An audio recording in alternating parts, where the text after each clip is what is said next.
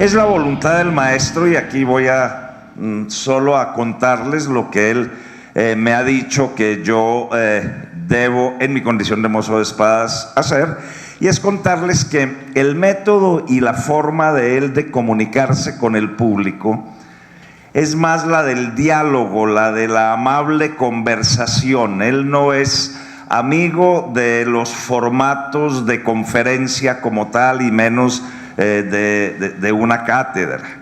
Él lo que viene a contarnos es sus sentimientos, su percepción, su forma de ver, su óptica frente al tema taurino, el punto de vista de un gran aficionado y de lo que yo me doy en llamar como un muy sensible soñador taurino. Vamos a tratar de escrutar en esa personalidad como aficionado a los toros para que nos ilustre, y él pretende que el público, en el momento en que lo considere, pues intervenga y lo interpele un poco.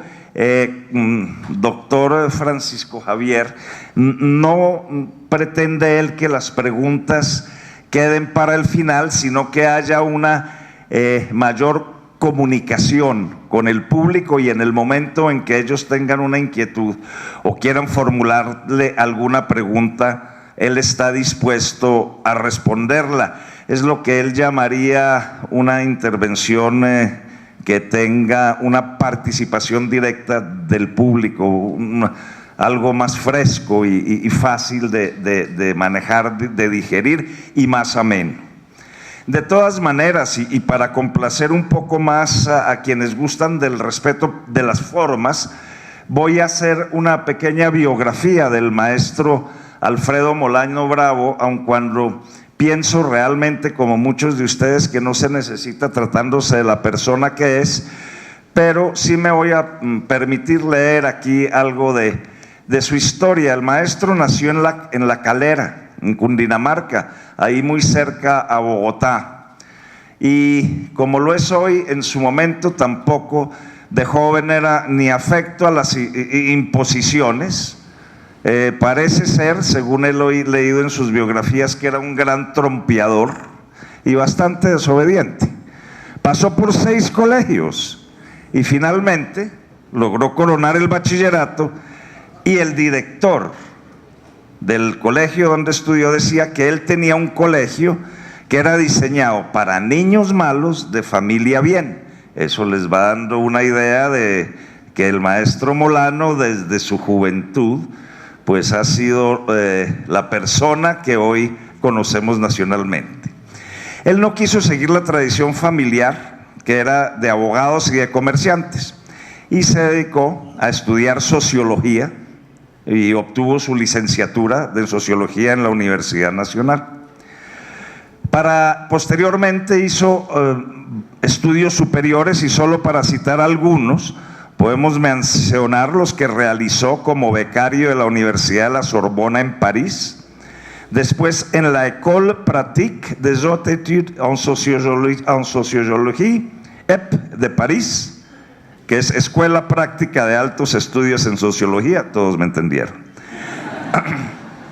Ha estado vinculado como profesor a varias universidades, entre ellas la Nacional, de donde es egresado, la Pedagógica de Colombia, Indesco, la Universidad Autónoma de Honduras, la Universidad del Valle, la Universidad Pedagógica y Tecnológica de Tunja, la Universidad de Antioquia, la Universidad de América, la Universidad de Stanford en los Estados Unidos, y actualmente dicta una cátedra en el Externado de Colombia, que entre otras cosas es mi alma mater.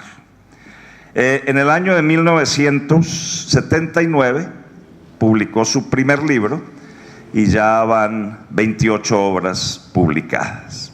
Entre otros muchos premios, ha recibido reconocimientos como el Premio Nacional de Periodismo Simón Bolívar en el año de 1993, el Premio Nacional del Libro Antonio Nariño de Colcultura, el Premio de la Excelencia Nacional de Ciencias Humanas de ADEXUN, el doctorado honoris causa en Sociología de la Universidad Nacional de Colombia, el premio Simón Bolívar a la vida y obra de un periodista y muchas otras que si sigo mencionándolas acabaré como leyendo un directorio telefónico, porque ha tenido muchísimos reconocimientos. Como dijo el maestro en su discurso al recibir el último premio Simón Bolívar, dice: para mí escribir es enfrentarme al ruido y al tiempo. Y este enfrentamiento lo ha tenido en más de 28 oportunidades. Estoy hablando de las 28 obras que tiene, porque adicionalmente a los libros que ha publicado ha sido colaborador de otras publicaciones como la revista Eco, como Cromos, como Alternativa, como Semana, como Economía Colombiana, y actualmente es columnista del diario El Espectador en temas sociales y además como cronista taurino o como escritor o pensador taurino. También fue director de televisión en una serie que se llamó Travesías, donde viajaba por el país y contaba su experiencia. Dijo alguna vez el maestro también, estoy haciendo esta segunda cita porque creo que les va a llamar la atención, dice: yo no puedo escribir una línea que de alguna manera yo no haya vivido. Y fiel a sus principios como es en todo, y como estaba dedicado a escribir sobre el tema taurino, decidió torear un día. Literalmente torear, se metió al ruedo a torear. Lo de torear, pues es un decir, ¿no? Es un decir, pero se le arrancó una becerra, yo fui testigo de ese acontecimiento, y le ha dado el porrazo más maravilloso que ustedes se imaginen. Lo cogió la becerra, le dio un porrazo terrible, y él lo disfrutó inmensamente porque cumplió con lo que dice, que no escribió una línea que de manera alguna él no haya vivido. Vivió lo que es estar en el ruedo y vivió torear y vivió parte de lo que tiene la tauromaquia, que es el sufrimiento. Con esto creo que hago una muy breve semblanza del maestro Molano, los dejo con él, y esto lo continuaremos, como ya dijimos, en forma de diálogo y de preguntas. Bueno, mil gracias, Jorge, por esa presentación tan amable, tan generosa y tan llena de fuerza. Tengo que agradecer, naturalmente, la invitación que me han hecho a hablar en esta cátedra, a Francisco, a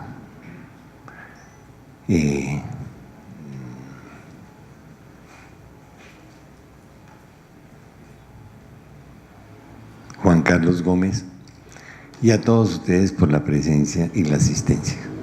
Yo vengo aquí como un aficionado de toros, a hablar de lo que siento, como bien dijo Jorge. Yo no pretendo, naturalmente, saber de toros, es decir, hay gente que sabe de toros, es poca, pero hay gente que sabe de toros. Yo simplemente llegué a los toros por sentimiento y me he mantenido en esa sensación. Por lo tanto, yo quiero hacer un intercambio con Jorge y con ustedes sobre esa sensación, sobre el sentimiento de los toros. Yo acepté la invitación fundamentalmente porque Manizales es una trinchera de resistencia contra el prohibicionismo. He asistido a muchas de las temporadas, he aprendido mucho de la afición a la que respeto enormemente, mucho de Jorge, que me ha enseñado a mirar los toros de una manera, digamos, menos emocional que la mía. Y por lo tanto, he venido aquí a dar la cara de lo que he escrito y de lo que trato de sentir sobre esta maravillosa fiesta tan amenazada hoy día. Entonces le devuelvo la palabra a Jorge para que comience a disparar él. Bueno, maestro, yo creo que me oyen así sin el micrófono. Correcto. Para que lo use usted, que usted susurra más que hablar. Sí, yo no tengo un vozarrón de esos. Y yo creo que debemos empezar por el principio, y No, es está bien. saber de los orígenes del maestro Molano. A todos de alguna manera nos puede inquietar si sus orígenes son... Es un hombre aficionado a los toros, pero sus orígenes son rurales o urbanos, maestro. Bueno, yo nací en una hacienda, realmente, y mi relación con el ganado es de niño, con los caballos. Entonces yo monté a caballo desde recién nacido, ¿no es cierto? Y mi infancia no tuvo bicicleta, tuvo caballo. Mi infancia no tuvo barrio, tuvo vereda. Y mi relación, pues, con las áreas rurales, con los campesinos, inclusive con los propietarios, es muy fuerte. Realmente yo he vivido siempre en el campo, yo no me he retirado y siempre salgo al campo. La mayoría de esos libros que he escrito tienen que ver con campesinos, tienen que ver con la violencia, tienen que ver con el conflicto armado, tienen que ver con la resistencia campesina. Yo tengo la sensación de que ese vínculo con los animales, un vínculo muy elemental, muy campesino, fue determinante para acercarme a las corridas de toros. Yo recuerdo que mi abuelo, que era antioqueño, me llevó teniendo unos 4 años a una corrida de toros en la Santa María. Y luego mi mamá, cuando yo tenía unos 12 años, fuimos a varias corridas. Mi papá los odiaba. Mi papá había sido educado en Estados Unidos y tenía una mentalidad anglosajona. En cambio, mi mamá era una persona que tenía unos vínculos entrañables con España, comenzando por el paso doble, ¿no? Y todo el ritual de la fiesta brava. Recuerdo haber visto claramente a Joselito de Colombia, a Zúñiga, por ejemplo, y al venezolano, a Curro, César Girón, perdón. Curro era el hermano también. Recuerdo esos toreros, recuerdo la plaza.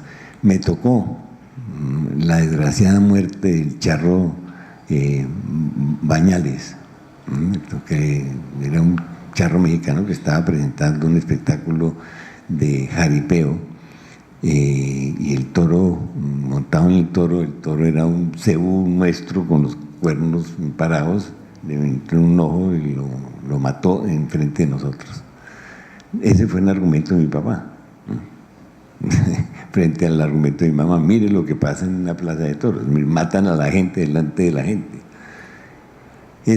Pero yo quisiera hablar un poco después de esa diferencia entre la mirada anglosajona y la mirada, digamos, más mediterránea. De todas maneras, mi afición se formó por allá en los años, mediados de los años 70, quizás.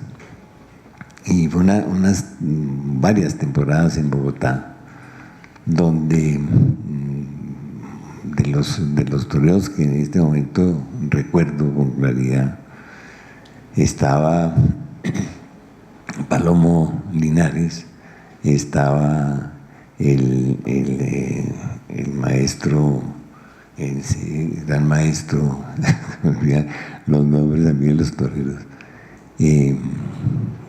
Ayúdeme, don Jorge. No, el cordobés lo vi, pero no, había otro, el Viti lo vi, Paquirri, Manzanares, el papá de este. Bueno, esos toreros de esa época. A Pepe Cáceres, naturalmente. Y eso se afianzó mi afición ahí. Yo recuerdo que las primeras veces fui a la última fila donde podía ir y fui bajando escalones hasta verlos más de cerca, hasta sentirlos más de cerca. Yo ni en ese momento ni en este momento sabía de toros, pero la sensación del enfrentamiento, no digo con una bestia, digo con la muerte por parte del torero, fue lo que indudablemente me sedujo. La muerte para mí siempre ha sido una dimensión presente, una dimensión que me da vueltas, que me amenaza a veces y que toma la forma de pesadillas en muchas oportunidades, pesadillas de las cuales siempre he salido airoso, vivo. Pero creo que esos son mis orígenes de la relación con la fiesta brava. Yo diría que los antitaurinos piensan que hay una relación íntima, es decir, que nos gusta la fiesta brava porque somos violentos. Hay una mirada sobre la violencia en Colombia que tiende a eso, a decir, es que nuestra naturaleza, inclusive nuestra origen españoles, ¿no es cierto?, y bárbaros aborígenes, que eran también violentos a los ojos de hoy, pues han configurado nuestra personalidad histórica, somos violentos y por eso nos gusta la fiesta brava y estamos ya en una época distinta, moderna, desarrollada, donde esa violencia debe quedar atrás, donde la paz comienza por la paz con los animales y finalmente es una mirada bastante sesgada, bastante caprichosa. Yo creo que los toros tienen que ver con una tradición, ¿no sé?, de la cultura hispana, de la cultura mediterránea, como dije antes, y creo que el gran enemigo de los toros, el principal enemigo es esa cultura anglosajona, esa cultura que finalmente acaudillan los Estados Unidos y que han impulsado una nueva cultura mundial de la que no podemos escaparnos, que se llama el consumismo. Ese consumismo que significa la producción para destruir. Una cultura que nos está realmente consumiendo a nosotros como parte de los objetos que consume y que reproduce.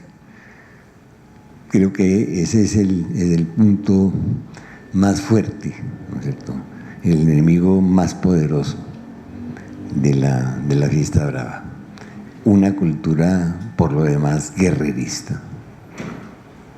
Los Estados Unidos han vivido de la guerra, viven de la guerra. Inglaterra, lo mismo. Inglaterra, la reina de los mares, la que finalmente derrotó a España, que no era menos guerrerista, naturalmente hay que reconocerlo. Y esos enfrentamientos, ¿no es cierto?, enfrentamientos históricos entre España e Inglaterra, yo creo que han continuado por muchos caminos, por la vía de la economía política, por la vía de la conquista imperial, y naturalmente como una de sus expresiones es esta relación con la fiesta brava. Los ingleses son radicalmente opuestos a la fiesta brava, lo mismo en los Estados Unidos. Hay una anécdota de un torero que pregunta: ¿y los ingleses qué hacen los domingos si no van a toros? Es exactamente la mirada sobre la cultura anglosajona, ¿no? Es una gran ironía, pero es que lo retrata muy de cerca. La cultura anglosajona tiende al espectáculo de la rivalidad a través del fútbol. Yo con el fútbol no tengo ningún problema como deporte, pero naturalmente no como cultura. mientras que la fiesta brava me parece que tiene un vínculo profundo con la cultura, por ser una de las últimas formas que mantiene, que conserva el ritual del sacrificio. Bueno, mi nombre es Daniel Medina y soy estudiante de Derecho. Bueno, mi pregunta va encaminada hacia la línea que usted estaba tomando sobre el rol primordial que juega la muerte dentro de la tauromaquia. O sea, ¿usted no considera que la tauromaquia ha tenido una evolución bastante interesante desde sus orígenes? Y hoy podemos ver que ya la muerte del toro está siendo un poquito mal vista, no solamente desde los círculos externos de la tauromaquia, sino desde internos, porque vemos que en las corridas de toros hoy en día los toreros intentan más conseguir un indulto que llevar una bonita muerte, y eso es una parte bastante importante dentro de la tauromaquia. ¿Cuál es su opinión al respecto? Creo que la muerte del toro es una parte esencial del sacrificio, que significa la ceremonia del sacrificio, que significa la fiesta brava. Sin la muerte del toro, pues naturalmente yo no veo que se consuma, ¿cierto?, ese hecho, ese sacrificio. Lo que usted dice sobre la idea que hay de que no haya muerte, pues yo creo que eso mata a la afición, fundamentalmente. Pasó en Quito. Es decir, en Quito la prohibieron y la afición se acabó. Viajó hacia el sur, hacia otras plazas. Ahora, en realidad, claro, yo y todos nosotros estamos contra la muerte, sobre todo en Colombia, que nos ha costado tantas muertes las ideas políticas. Pero justamente los toros son una ceremonia que tiene que ver como metáfora sobre la muerte, ¿cierto? Es decir, la manera como se supera la muerte, cómo se llega a superar la muerte, matando el toro, porque es un sacrificio. Pero finalmente, como en otras culturas, ustedes recordarán la Biblia, ¿no?, el sacrificio del cordero, la misa católica, cristiana, nos recuerda el sacrificio, tiene que ver con la trascendencia. Y yo creo que la muerte del toro tiene que ver también con la trascendencia, porque es un vínculo espiritual. Yo considero que la fiesta brava está vinculada, digamos, despierta no las emociones, como puede ser el fútbol, sino el sentimiento. Y el sentimiento es una relación, es una dimensión espiritual. Ahí creo que es donde se afianza la verdadera, la metáfora de la corrida como un símbolo de la superación de la muerte. Doctor Jorge Luis. Gracias. Jorge Luis Ramírez, médico y político. Ya usted nos habló de la muerte como lo manifiesta Friedrich Schiller, el poeta alemán, en la historia de la fealdad de Humberto Eco y Taurética de Sabater. Ellos dicen que la muerte tiene belleza. Yo le pondría un poco, que usted lo dijo en la última entrevista, que dice que los toros son bellos, esa parte del encanto de la muerte, los toros y la belleza, para que le explique un poco a los más jóvenes qué es lo que le vemos de bonito, porque ellos se aterran que qué es lo que le vemos de bonito, piensan que vamos a ver la sangre. ¿Qué es eso? Bueno, yo le voy a responder un poco relacionado con mi relación personal con los toros, ¿no? Yo llevo a mi nieta desde que tiene 4 años a los toros, y no desde lejos, ¿no? Desde cerca, es decir, porque de alguna manera estoy siempre muy cerca de la barrera para poder hacer las crónicas de una manera, digamos, más sentida. ¿Y cuál ha sido el vínculo de ella con los toros? Ha sido, ella poco a poco ha entendido que la muerte del toro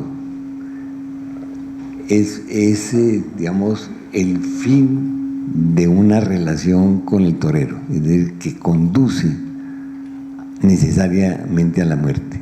No le impresiona para nada.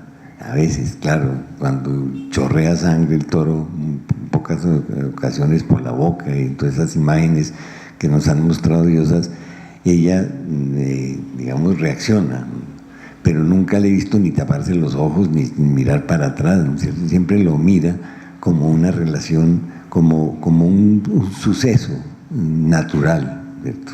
Un suceso natural de la muerte. Porque yo creo que lo que en el fondo hay también de ese rechazo a la corrida de toros y ese rechazo a la muerte del toro es de alguna manera una manera de decir, no, la muerte no existe. Lo que los toros dicen es, sí, la muerte sí existe, y mire, ahí está la muerte. La muerte de todos es esa, así, no será con espadas, pero la muerte, la agonía de los toros, del ser humano existe, y eso hay que mirarlo y eso hay que enfrentarlo. Me parece una manera, digamos, hiperbólica, si ustedes quieren, de ocultar la muerte cuando se horroriza de ver la sangre. No todas las muertes tienen sangre, pero todas las muertes tienen dolor, y ese dolor es el que tratamos de evitar suprimiendo de alguna manera la corrida de toros. No, eso no existe, eso es crueldad, eso es una bestialidad. La corrida de toros, como el sacrificio de la misa, si ustedes quieren, nos recuerda que estamos vivos y que podemos morirnos y que vamos a morirnos, ¿no? Y que el horror a la muerte debe ser burlado, como es burlado la muerte en la plaza. Doctor Gustavo Restrepo. Buenas noches, Gustavo Restrepo, aficionado y docente aquí en esta facultad y universidad, que agradece su presencia esta noche y sobre todo la forma tan certera como usted ha definido el trabajo de mucha gente sin distingo de edad ni de posición social, que Manizales está constituyendo en una barricada contra esta ola prohibicionista. Y creo que estamos viviendo un momento muy importante de despertares en el sentido de apropiarnos de los derechos y entender que aquí lo que está en juego es la libertad. En esa línea, pues gracias por venir, gracias por mantener también ustedes ese puesto de combate en favor de la libertad, no solo por los toros, sino en tantas dimensiones en este país que también está planteándose nuevos retos. En esa línea, ¿cómo considera usted, maestro, que estas posiciones prohibicionistas que van increciendo, esta nueva relación del hombre urbano con los animales, no puede ser como el advenimiento de posibles regímenes autoritarios que puedan sobrevenirnos luego si ahora tenemos el debate en esto que nosotros consideramos un derecho y cultura? Mañana, ¿qué puede venir? Frente a propuestas que incluso que se han intentado hacer en el Congreso de la República para limitar derechos fundamentales. No puede ser esto el advenimiento de una nueva ola de autoritarismos en nuestros países.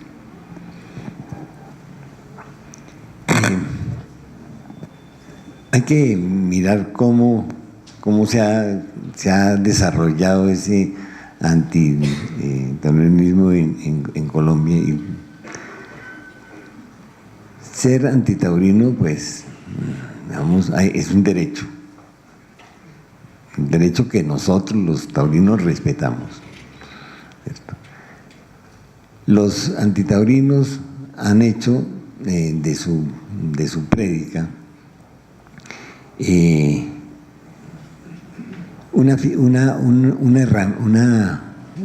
manera,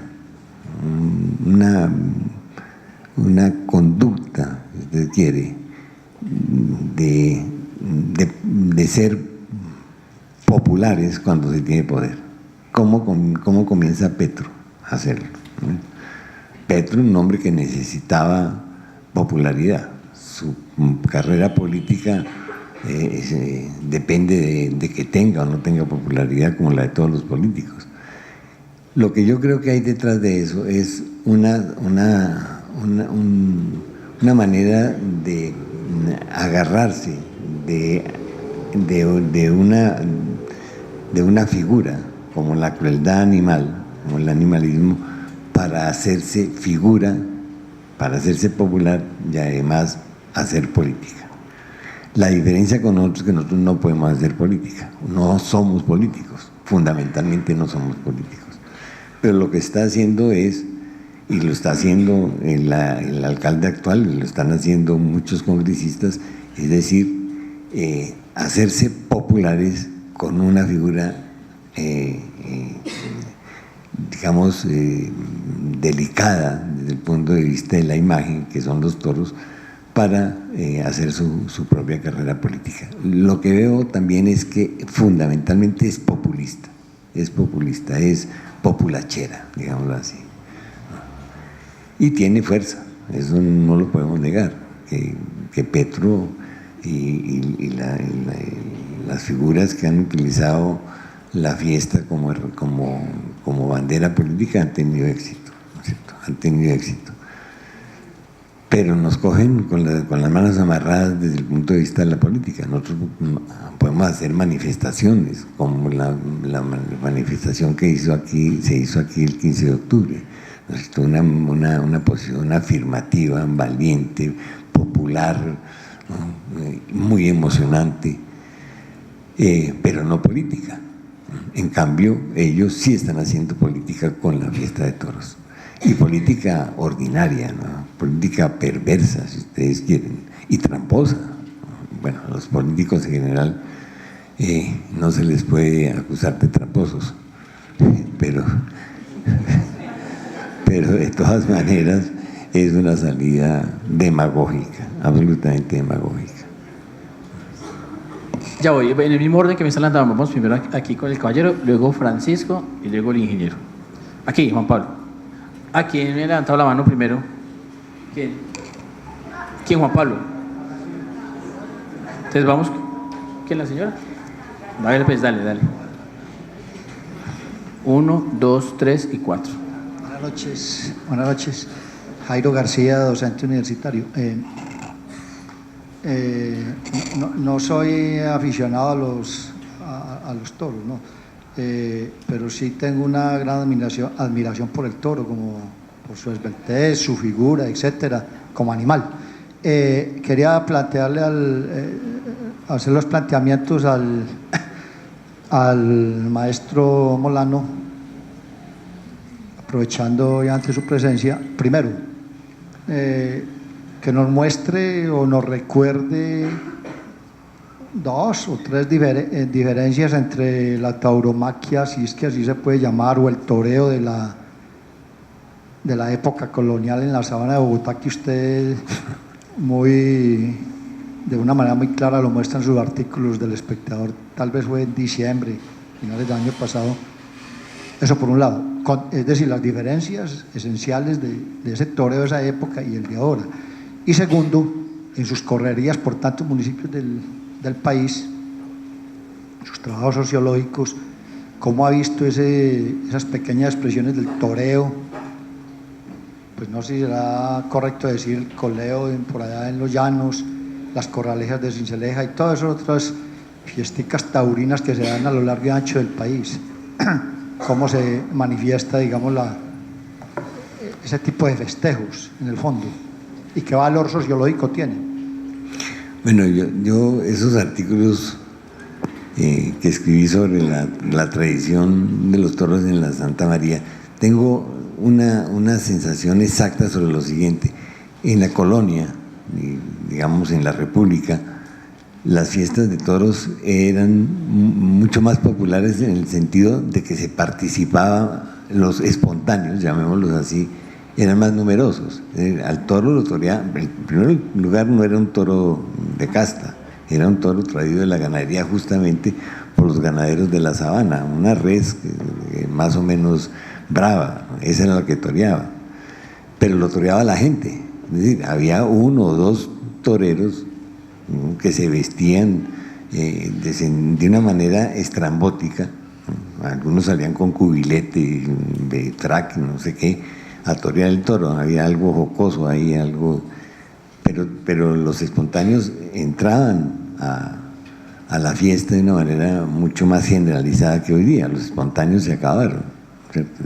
Ya la policía los agarra, les impide el acceso a la plaza, y ese sentido más popular tenía un sentido de fiesta popular, ¿no es cierto? Con el nombramiento de los obispos, el nombramiento de los reyes, la llegada de los virreyes, inclusive, naturalmente, la independencia nacional, algo así como el 20 de agosto, hubo una corrida de toros. Se celebraban con los toros, o sea, y la gente iba a los toros, ¿no es cierto? Y participaba en ellos, se le metía a los cosos.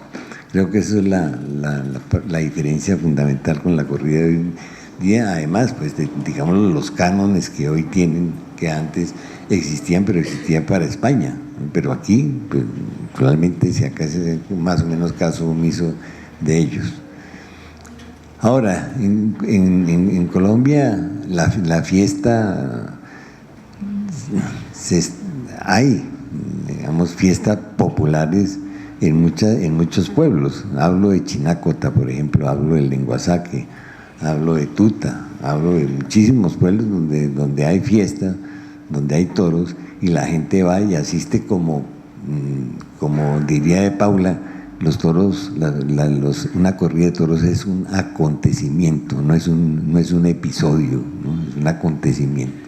Esa mirada tiene mucha fuerza, pero la gente va a los toros. Y ahí, a pesar de, claro, digamos que los pueblos pequeños imitan mucho a los grandes, ¿no? Eso es cierto en todo. Y es posible que esas prohibiciones en Bogotá, y esas prohibiciones que pueden llegar a haber tácitas como hoy día, conduzcan a que en los pueblos se reduzca la participación, ¿no? Pero los pueblos que yo he ido, hablo de Lenguasaque, por ejemplo, el año pasado, o Choachí, o ¿cómo se llama? Ubaque, Usme, todos esos pueblos del oriente cundinamarqués, la gente va, la gente participa con su emoción y con sentimientos de una manera colectiva y muy numerosa. Es que yo creo que la fiesta brava en esos pueblos tiene raigambre y tiene asiento. Quiero referirme a dos temas que me han puesto que no he respondido. Uno, yo sí creo que el prohibicionismo de los toros abre puertas peligrosísimas, peligrosísimas. La prohibición de los toros, aunque no tenga, digamos, una fuerza enorme, cultural y social hoy día, de todos modos es una minoría, ¿no es cierto?, que va a ser y que está siendo atropellada. Eso, digamos, como punto de partida, como premisa de que detrás de eso vengan otras prohibiciones de logros democráticos que el país ha alcanzado, como por ejemplo el matrimonio entre homosexuales, como por ejemplo la muerte digna, para citar dos casos, como el aborto. Mucha gente puede estar en desacuerdo con esos derechos, pero finalmente han sido derechos ganados que pueden llegar el día de mañana a ser prohibidos. Es decir, lo que pasó con Vivian Morales, estuvo a punto de que esa mayoría aplastante nos aplastara, ¿no es cierto? Y así puede llegar a suceder con los toros. Por eso esa consigna que ustedes han levantado de prohibir, ¿no? Me parece que es una consigna que condensa muy bien la resistencia que se debe ser hacia la prohibición. En esa misma dirección, la posibilidad de que prohíban el coleo. El coleo es considerado un deporte oficialmente, pero también puede llegar a ser prohibido porque el toro se le rompe el cuadril o porque se le rompe el cuello, bueno, las cosas que pasan en un coleo. Eso puede llegar a ser. Lo que pasa es que en los llanos orientales y en todo Venezuela el coleo sí es una institución muy, muy popular. Y en todos los pueblos llaneros, antes que haya un polideportivo de esos que utilizan los políticos para hacer plata, hay una cancha de poleo, que seguramente también la utilizan para hacer plata. Pero de todas maneras la cancha de coleo es una institución muy, muy fuerte en los llanos orientales. Ningún político es capaz de ir a Villavicencio, aunque sea ni a Agua Azul, ni a San Martín a decir vamos a prohibir el coleo porque lo linchan, ¿no es cierto? Esa es una diferencia.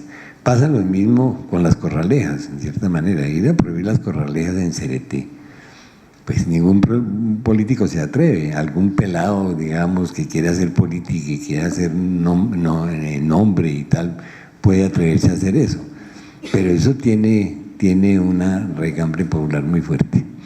Y hay un miedo que yo tengo, que tenemos todos, y es el peligro de que la fiesta de toros pierda sus raíces populares. Entre otras cosas por los precios, ¿no?, de los toros. Eso es cierto, eso hay que mirarlo con mucha seriedad. Es un peligro, es decir, estas estrellas que naturalmente se merecen cobrar lo que cobran, pues eso tiene consecuencias. No tiene consecuencias. Una boleta de toros en la Plaza de Santa María, para decir cualquier cosa, que valga 50.000 pesos, no está al alcance de la gente. Y menos en un sitio más privilegiado. Así que es un aspecto que tenemos que tener en cuenta, ese asunto del precio de las corridas. Ahora, mis hijos, hay fotos. Yo a todos les regalé vestido de torero, capo, de plaza de toros, hicimos una placita de toros y los niños toreaban, ellos y sus primos, unos a otros. Yo también recuerdo que en el colegio, yo estudié en un colegio de Cervantes, en los primeros colegios, donde jugábamos al toro en los recreos. Ellos jugaban al toro también, lo que en España es popular. Y luego se fueron alejando más mi hija que mis hijos. Mis hijos todavía, cuando los invito, eso sí, cuando los invito van, ¿no? Cuando los invito no van. Pero mis nietos están también como los suyos atentos, es decir, hay algo, y yo veo también en este abono joven aquí en Manizales, que algo se está echando raíces, ¿no es cierto?, en la juventud, que hay que consentirla, hay que consentir ese vínculo que se está creando, esa afición nueva que se está creando, ¿no? Porque los toros tienen también algo muy interesante, ¿no es cierto? Es que de alguna manera desafían instituciones, desafían prohibiciones, son un espectáculo, digámoslo así, heterodoxo, ¿no? Y eso a la juventud le atrae eso, ¿no es cierto? Que vaya un poco en contra de la corriente. Y en ese sentido, ese espíritu heterodoxo de la corrida hay que mantenerlo, hay que fomentarlo, porque en realidad es heterodoxo, ¿no es cierto? Si usted quiere, va contra con privilegio de las costumbres asentadas. Maestro, buenas noches. Ganadero, buenas noches. Le habla Francisco Gómez Toro, soy profesor de filosofía, estudiante de Derecho aquí de la Facultad, taurino.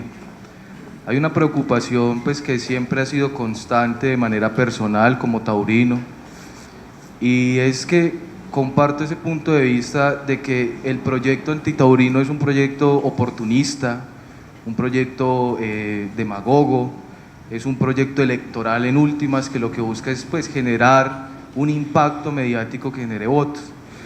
Pero en el trasfondo hay algo, y es que se está perdiendo un valor social a través de ese proyecto, y es el valor de la tolerancia. Nuestra sociedad, por innumerables hechos, pues no ha sido una sociedad muy tolerante. Lo podemos ver en el fútbol, lo podemos ver en la política, somos víctimas de la polarización constante. Pero yo considero que el proyecto antitaurino está llevando a eso, a la intolerancia radical. Se está perdiendo ese valor social. Un ejemplo de eso es lo que sucedió con la reapertura de la Plaza de Toros La Santa María. Literalmente los actos de protesta llegaron a ser bárbaros. ¿Cómo recuperar, independientemente de que se sea aficionado o no aficionado a los toros, ese valor social, el de la tolerancia? Que nosotros podamos entender que podemos caber dentro de una misma nación, que podemos compartir diferencias y recogerlo incluso en un momento en que estamos en un posconflicto, estamos construyéndolo. Me parece que pues sería interesante conocer su planteamiento a propósito de eso. ¿Cómo recuperamos la tolerancia cuando existen proyectos que lo que hacen es hacer una apología de la intolerancia? Muchas gracias. Yo creo que en este momento que vive el país, de lo que no tanto posconflicto, tengo mis dudas sobre ese término, pero de todas maneras este espíritu de reconciliación que se ha ido generando. Aquí en Cali se vio al alemán con Pablo Catatumbo, ¿no? Y con la señora, digamos, la víctima de la bomba del Nogal, conversando, ¿no? Y explicándose. Es decir, eso es una tribuna de tolerancia fue, y se han ido dando esos casos, ¿no? Yo creo que, digámoslo así, deberíamos prendernos al carro de la reconciliación para afianzar ese espíritu de tolerancia que usted está diciendo que es tan necesario, ¿no? Porque somos también por tradición muy afines al sectarismo, a la polarización, al enfrentamiento. Eso ha sido la tradición. Quizás ningún país en América Latina ha tenido dos partidos 150 años vigentes, ¿no es cierto?, enfrentándose con variaciones de nombre, pero el enfrentamiento sigue vigente, ¿no es cierto? Hoy, a pesar de que los partidos aparentemente han desaparecido, pero lo cierto es que el espíritu de esos liberales y conservadores siguen ahí enfrentándose. La reconciliación pues que estamos viviendo y que podemos desarrollar y afianzar puede ser también extendida, ¿no es cierto?, a la tolerancia y sobre todo al respeto de las minorías. Es que debemos definirnos como tal, una minoría que sale a defender su gusto, sus derechos, sus aficiones, o como diría el procurador, el libre desarrollo de la personalidad. Eso lo debemos defender, ese gusto por los toros, ese sentimiento, ¿no? Debemos ponerlo por delante como nuestra bandera para defender ese derecho de la minoría contra la posibilidad de un aplastamiento por parte de las mayorías. Doctor Jorge Gutiérrez, muy buena noche, cordial saludo. Maestro Molano, bienvenido. Yo soy comentarista taurino, médico veterinario. Como primera medida quisiera resaltar lo que sucedió la semana pasada en la ciudad de Manizales. Pese a estar viviendo el momento más crítico de agresión, la fiesta brava en nuestro país, la cultura taurina en nuestro país, se demostró, inclusive históricamente si revisamos, la asistencia que tuvimos en la pasada versión de Feria Toros y Ciudad ha sido la más grande, la más exitosa. Recordemos que inclusive en la última corrida quedaron más de 3.000 personas por fuera de la plaza. Eso quiere decir que, pese a las circunstancias adversas, Manizales hoy más que nunca está completamente fortalecida. La inquietud mía básicamente va a lo siguiente: quisiera conocer su concepto y su opinión frente, digamos, a una idea que he escuchado por mucho tiempo y que yo a través de los micrófonos también he promovido porque estoy completamente identificado con ella. Quisiera conocer su concepto acerca de la necesidad de hacer unas reformas a la fiesta brava. Estoy completamente identificado que el sacrificio, que la suerte suprema hace parte culminante del ritual del toreo, pero ¿no considera usted, maestro, que de todas formas le tenemos que introducir algunos cambios y de pronto precisamente para amainar un poco tanta agresión y tantos ataques de los antitaurinos, y además con el propósito de ganar adeptos? ¿Le ve usted sentido a la suerte suprema como está concebida desde el reglamento, la ley 916, con todo ese tiempo que tiene el torero? ¿Qué sentido tiene que un torero, después de entrar a matar 2 o 3 veces y pincha, ver esa situación que no es afortunada y que todos protestamos? Yo he hablado con ganaderos, con los toreros, con los comentaristas, con los banderilleros, con los colegas, y prácticamente que hay un consenso, pero no veo por qué ese cambio no ha sucedido, cuando inclusive la misma Corte Constitucional en la sentencia 916 nos dijo que había que morigerar. No estoy de acuerdo con que se sacrifique el toro, pero no estoy de acuerdo en el sentido de que si el torero pincha 2 o 3 veces, el toro debe ingresar, lo deben de retirar del ruedo y morigerar la fiesta brava, porque de esa manera yo creo que ganaríamos muchos más adeptos. Me gustaría conocer su concepto al respecto, maestro, y gracias por venir a Manizales.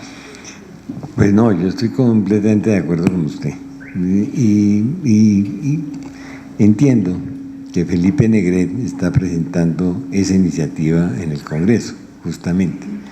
Es decir, en 3 aspectos que recuerdo, en el de la, perdóneme Jorge, la aureola de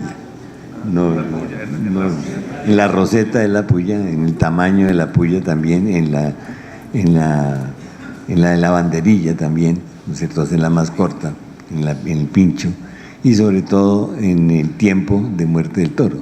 Es decir, como usted bien dice, después de un par de intentos, 3 intentos, pues ya lo demás ya sabía masacre, ¿no es cierto? Eso sí lo sabemos todos, los más aficionados, los más radicales, sabemos que hay momentos donde ya uno mismo, ¿no es cierto?, digamos, reacciona, protesta contra eso, y el público protesta contra eso.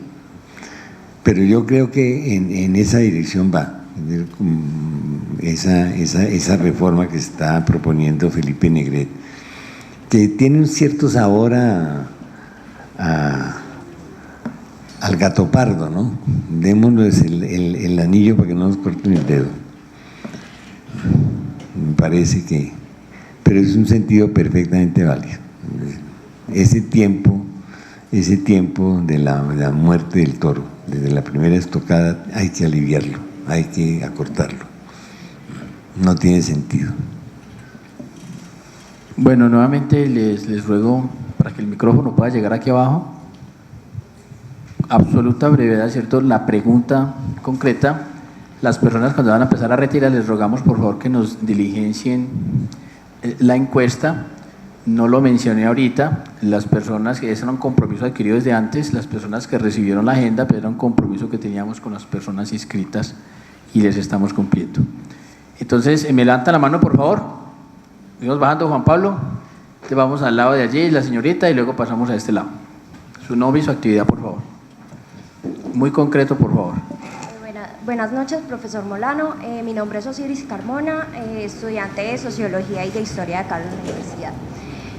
Mi pregunta va más arraigada a lo que implica ya el desarrollo del proceso de las prácticas taurinas, pero a raíz del concepto de moral.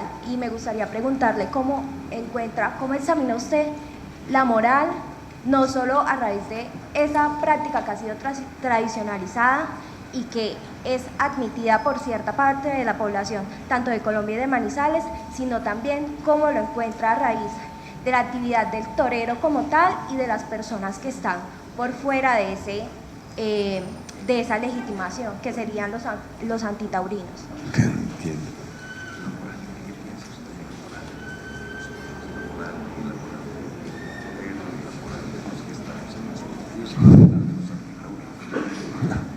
No,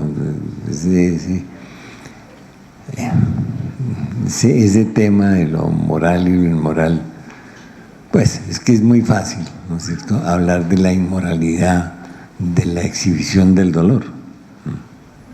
Eso es uno de los argumentos. Pero en el fondo, para mí, el problema, yo no encuentro ninguna inmoralidad en la muerte del toro, ni en la ceremonia de la muerte del toro. Como no encuentro inmoralidad en que nosotros, tú y todos nosotros nos muramos. ¿Qué inmoral puede haber en eso? ¿Podemos estar en contra de nuestra muerte? ¿Es inmoral estar en favor es moral estar en favor de la muerte del toro? No, francamente ese concepto de lo moral en esta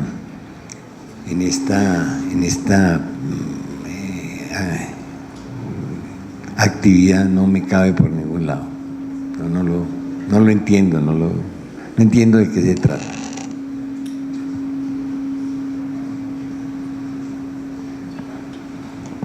Juan Pablo, aquí. Los dos chicos de derecho.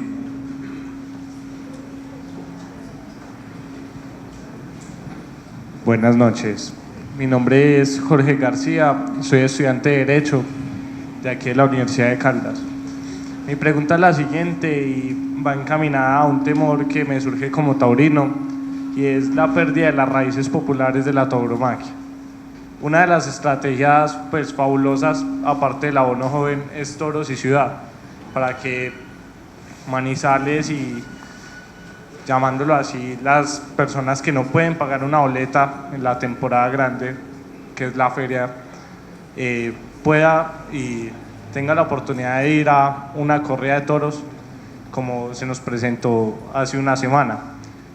Pero los espectáculos que vemos en toros y ciudad no son los mejores, y me salía una incógnita, y es que una persona que vaya por primera vez, digamos, a la novillada del sábado, quisiera volver de verdad a un espectáculo taurino, y pues no me llegaba a otra respuesta que fuera de que no.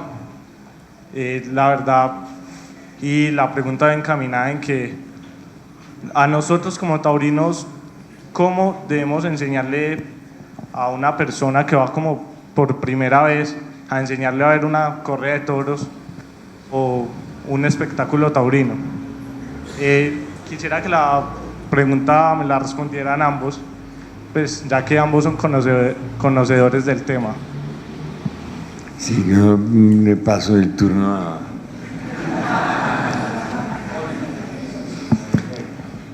Es bien importante lo que está preguntando, porque evidentemente el día sábado hubo un espectáculo pues no muy agradable por la impericia, digamos, por la poca experiencia de los novilleros, y hubo sangre en exceso.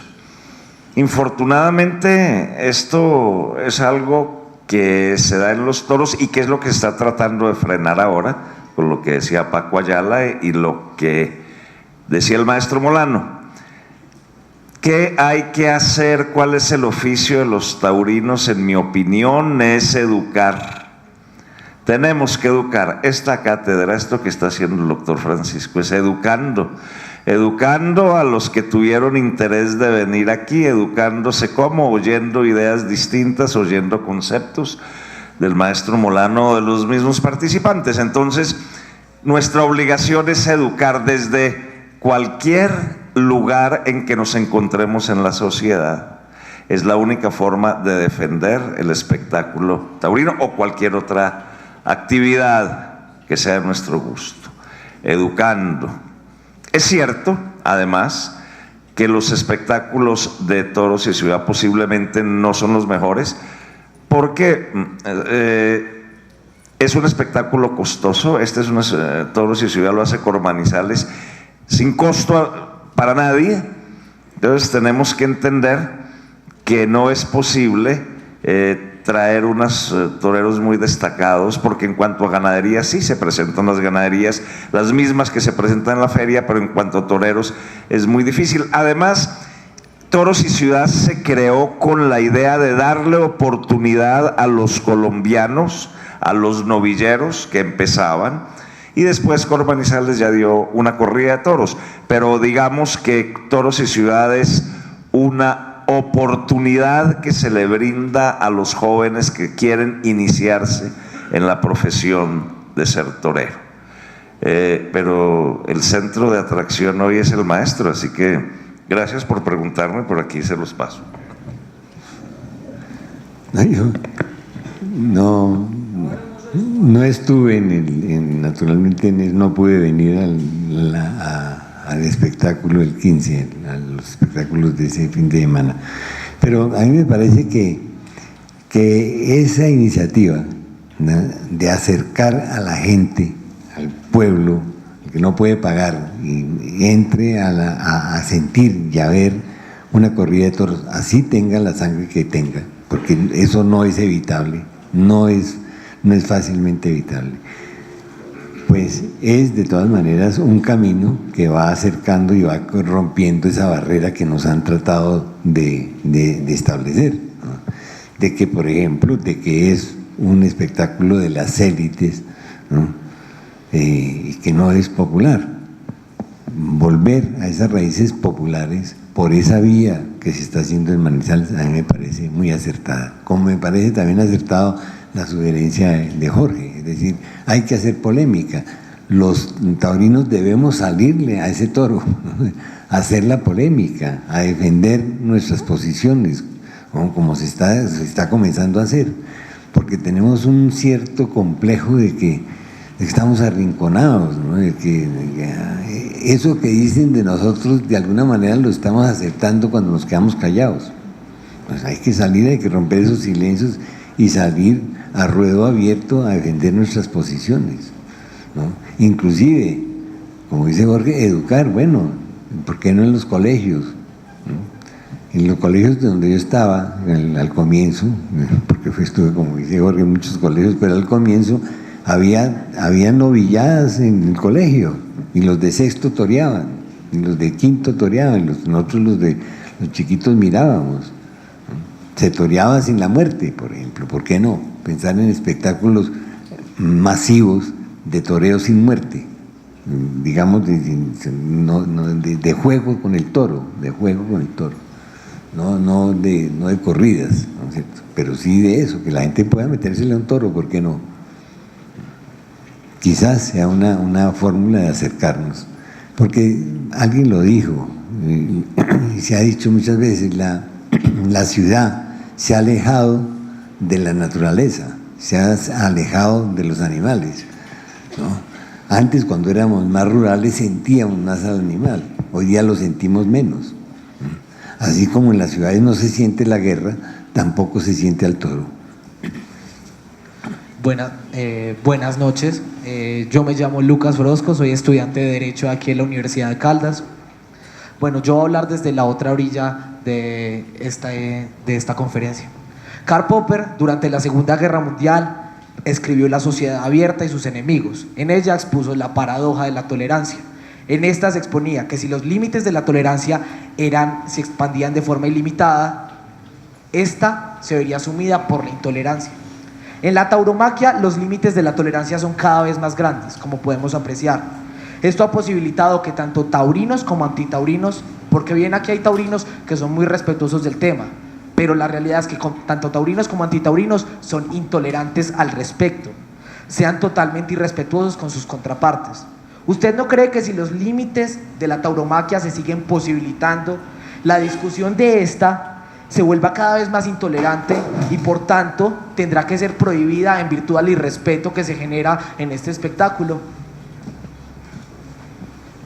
Pues sí, yo creo que la intolerancia es una forma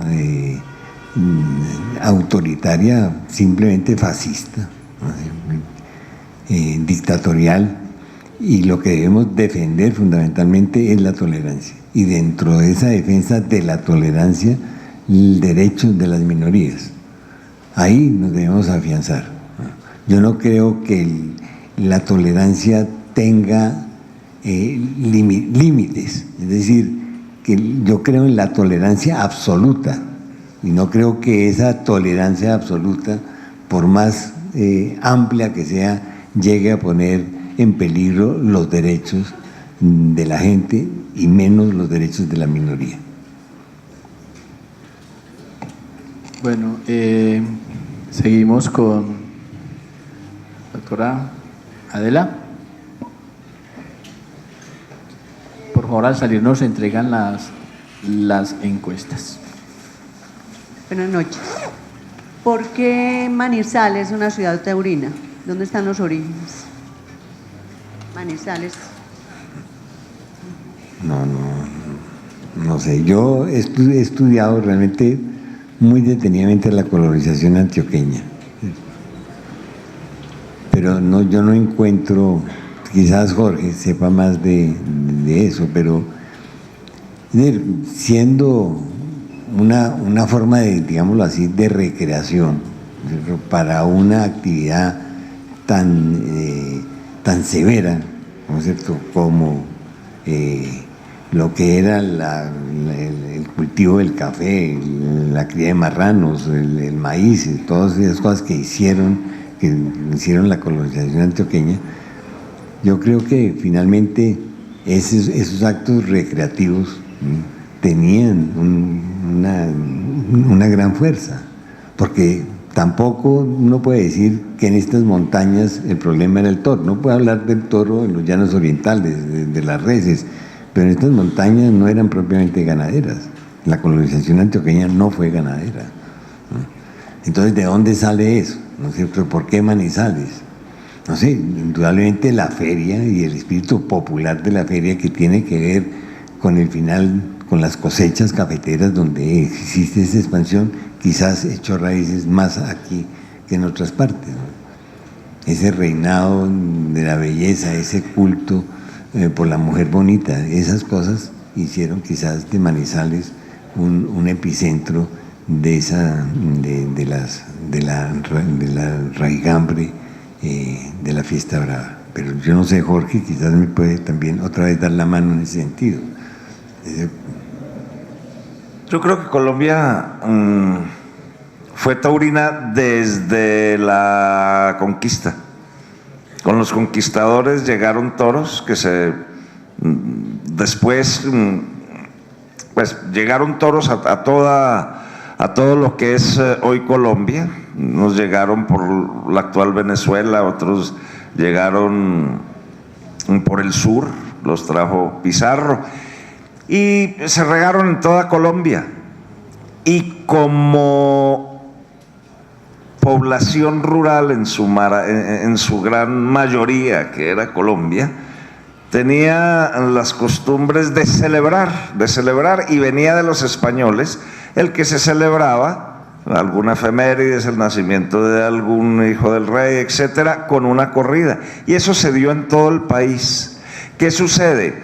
Que ya modernamente Manizales, a través de su feria, entonces ya se vuelve muy conocida internacionalmente, pero las raíces del tema de los toros yo creo que es igual en toda Colombia, y de hecho hay toros en toda Colombia, en la costa, en Boyacá, en Nariño, en los Santanderes, en toda Colombia tenemos tradición taurina, que en algunas partes no es tan fuerte como en otras. Entonces, yo creo que para concluir lo que ha sucedido es que modernamente la feria es la que proyectó a Manizales internacionalmente y además nos convirtió en un ícono del taurinismo en Colombia.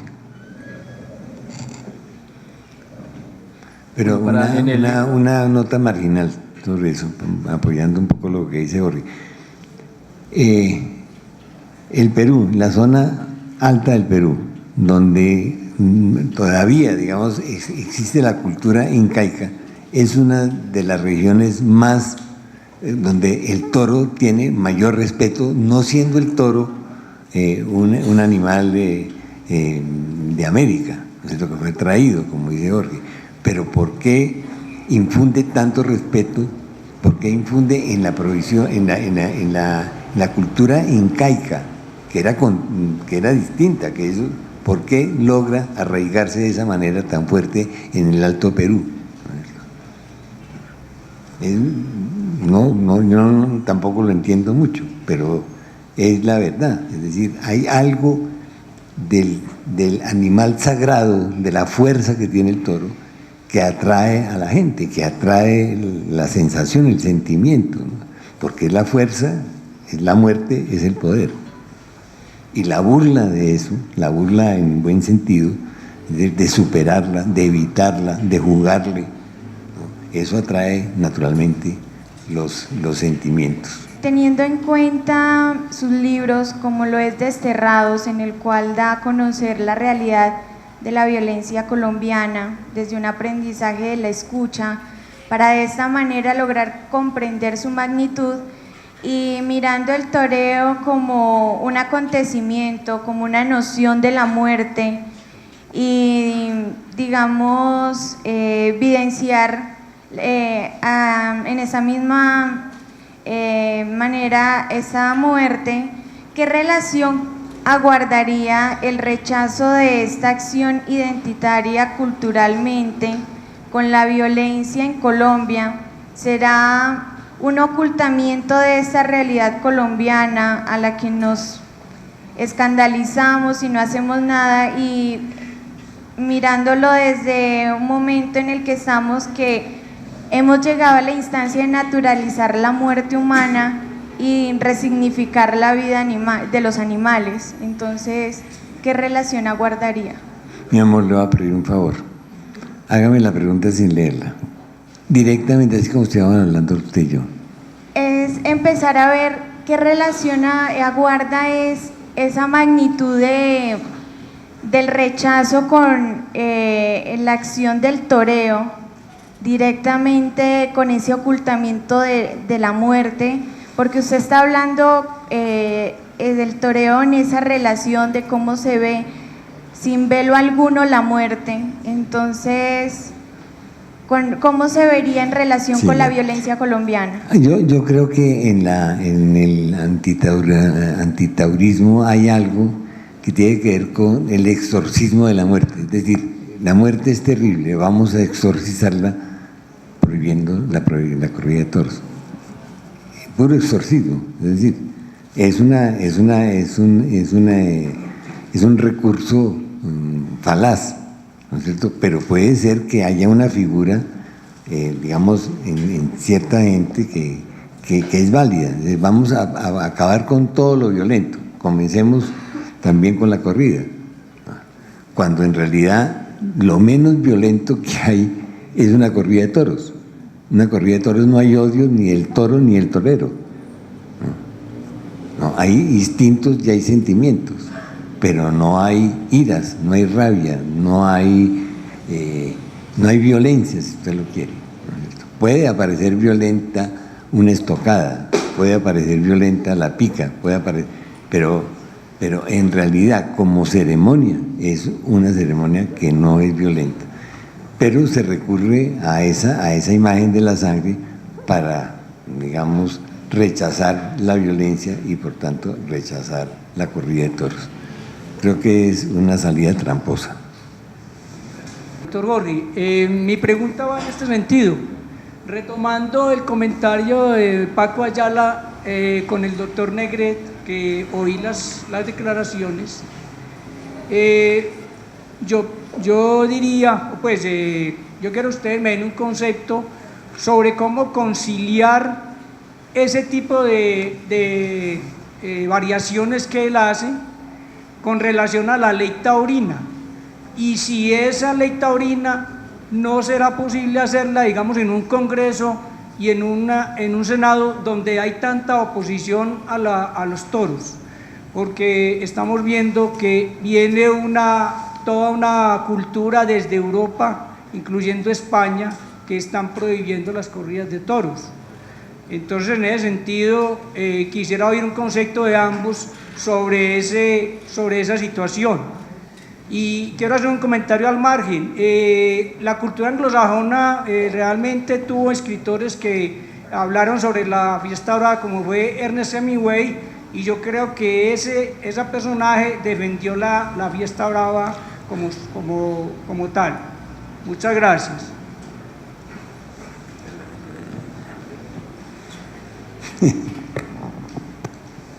No,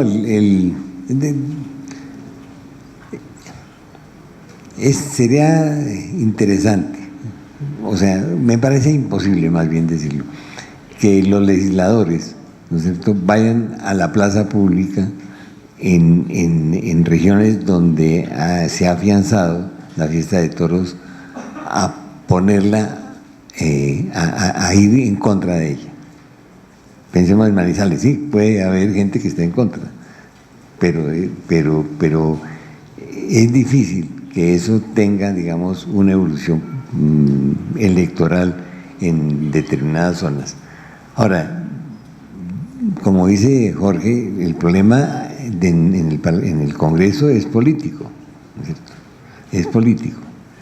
Yo francamente no sé qué tanta fuerza tengamos en el Congreso, ¿no? Mi esperanza, de todas maneras, es que se ha sostenido en varios intentos, se ha sostenido esa mayoría para defenderla.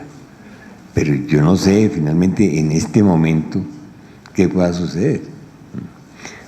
Porque, digamos, todo ese sector del centro democrático, todo ese sector de derecha en el Congreso, uno podría pensar que defiende.